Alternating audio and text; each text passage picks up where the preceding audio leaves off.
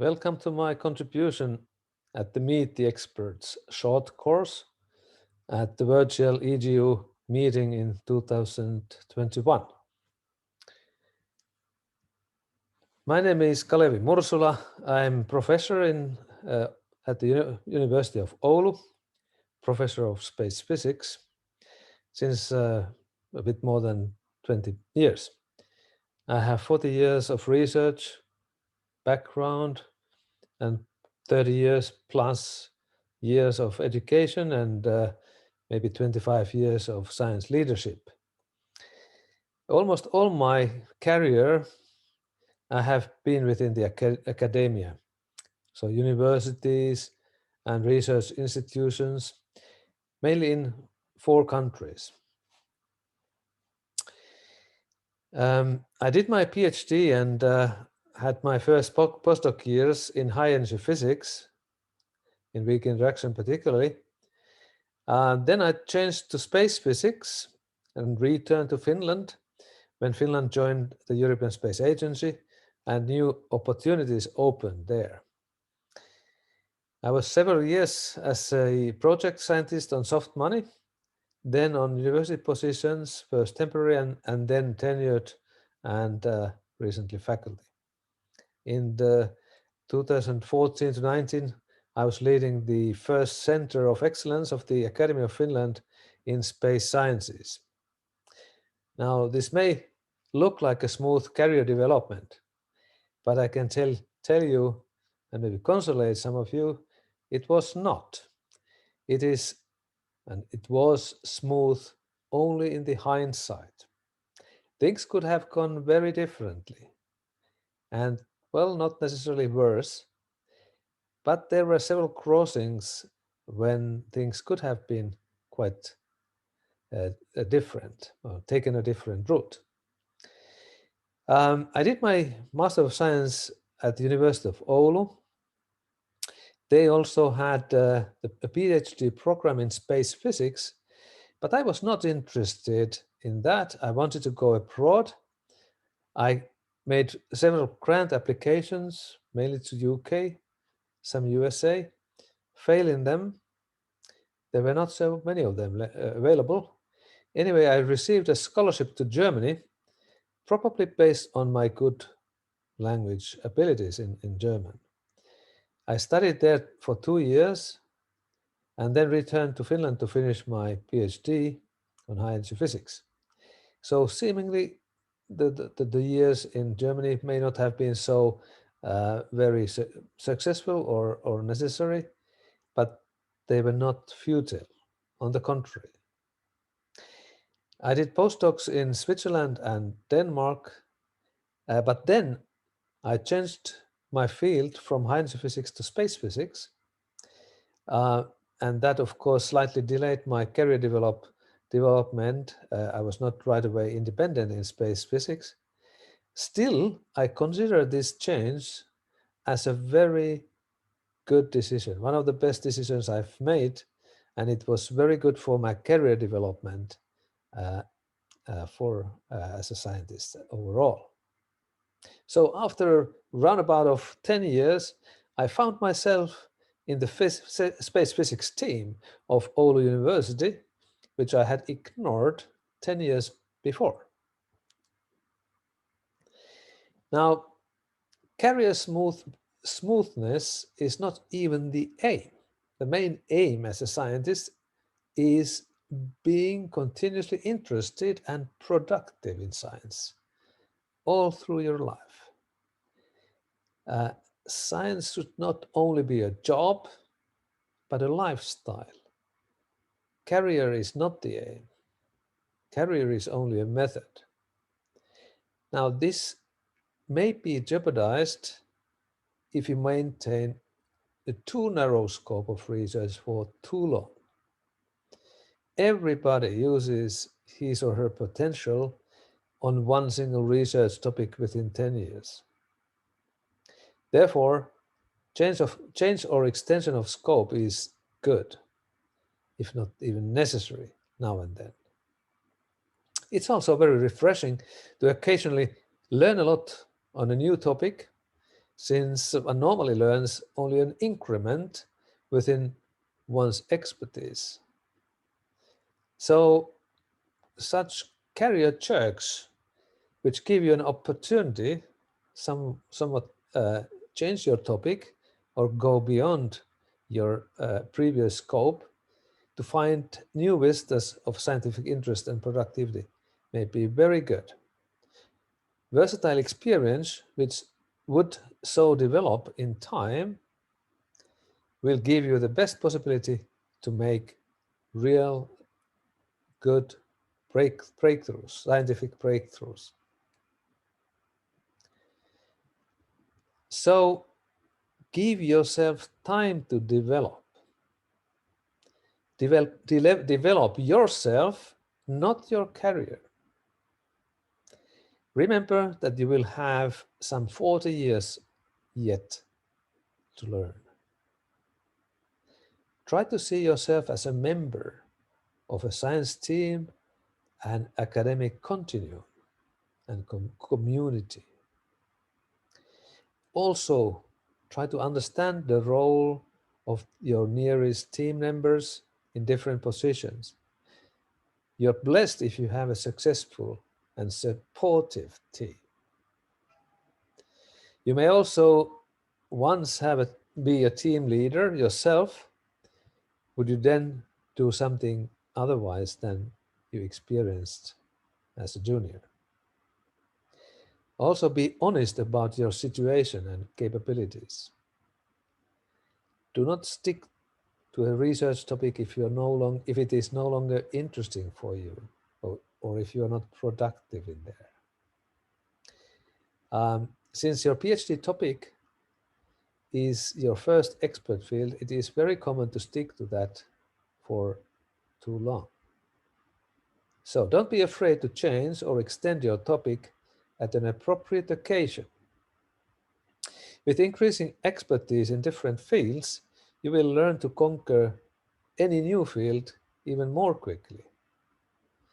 You will also learn to find connections between different fields. Coming to a new field as an experienced researcher gives you the best possibility for making breakthroughs. So, when seeing a good opportunity, do not hesitate to change your topic or indeed your whole life. Now, I come back to my field and my personal development a little bit still. So during my 40-year career, I have studied several fields, from solar field, heliospheric, even astrophysics, magnetospheric, cosmic ray physics, and more recently, atmospheric and climate research. But it started from a very small-scale topic of magnetospheric waves, particularly electromagnetic ion cyclotron waves, which were invented in Finland in 1930s and have been quite the active topic here.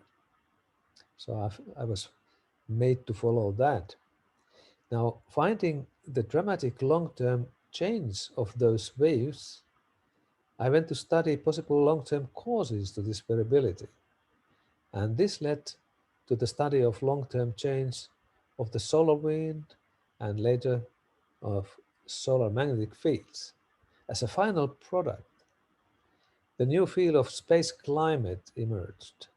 The study of long-term change in solar magnetic fields, solar activity, and related variability in all heliosphere, including the near-Earth space, atmosphere, and climate.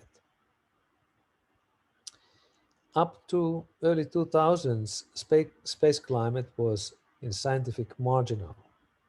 Nowadays, it is one of the main topics of space physics and a theme of large international programs like SCOSTEPS, Varsity and Presto programs, International Living with a Star, etc.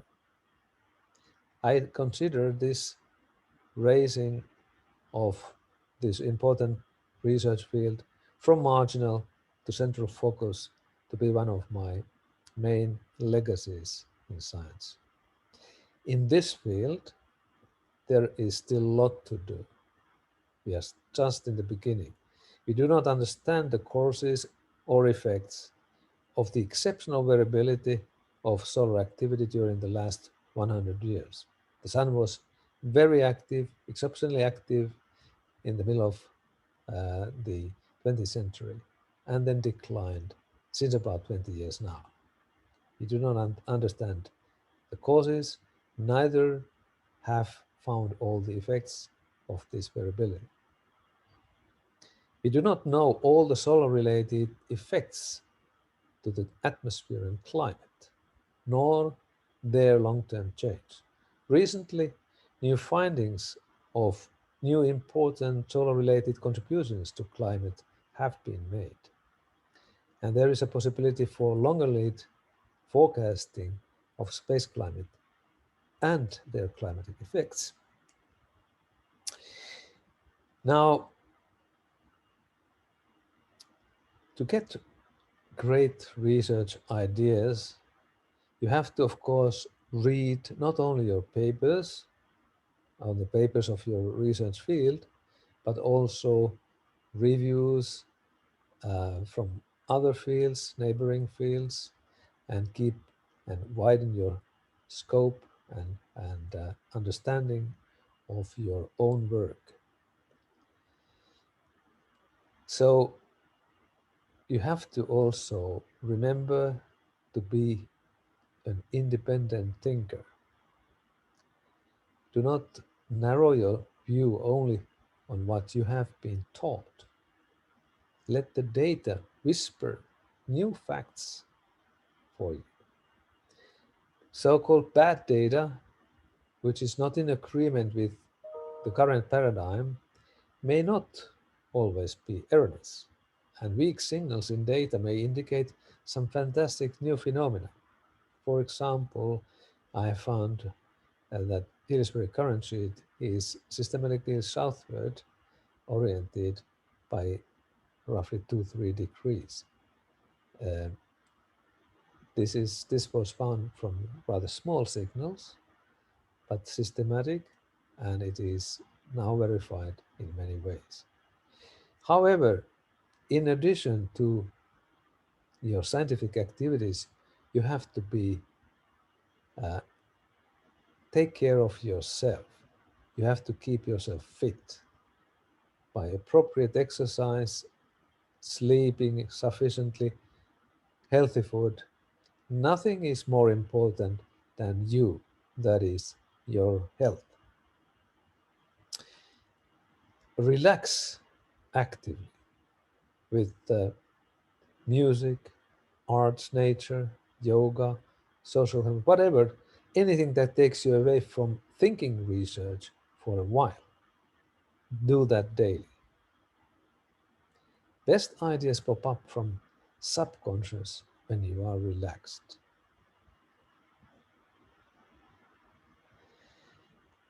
Now, making research applications, be focused and detailed in your research plan. This, of course, shows your expertise and gives a realistic flavor. Be extensive and versatile in explaining why it is important to support you and your research.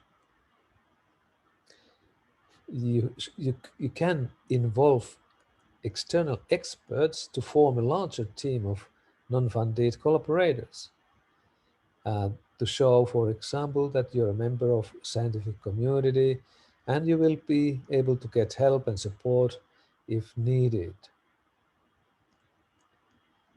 Then read novel literature.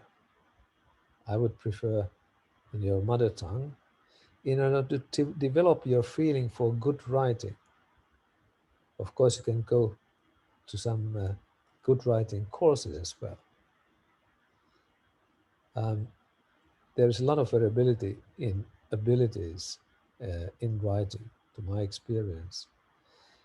And of course, for us non-English researchers, we are always a bit handicapped, but it is a good idea to let native colleagues to proofread your plan. Unfortunately, flawful English gives a bad impression even on the contents of your plan. Finally, I would like to say that first of all, it has been shown, even scientifically, that the most successful people are not better than others in any factual way. They are not more intelligent or more creative. They are just more persistent. If you fail, and you will fail, remember, try again. The more you try, the better you will become, and the more likely you will win. It is eventually, finally, a lottery. And I have set a kind of 4 eyes, partly in Finnish, unfortunately, uh, as a requirement for scientific career. So intellect, first of all, it's a triviality mainly. We all have sufficient intellect for this business. Istumalihas, which literally means your bottom muscle. So perseverance, that is definitely needed. Not only intellect gives you any result. Intohimo, which is passion in Finnish. Without passion, perseverance would imply drudgery, and you would not bear it. And finally, intuition, which is creativity based on experience. It is the highest asset for creativity, and that develops with time. Do not despair. Give yourself time to develop. Enjoy, learn, and create all your life. Thank you for watching this, and be successful.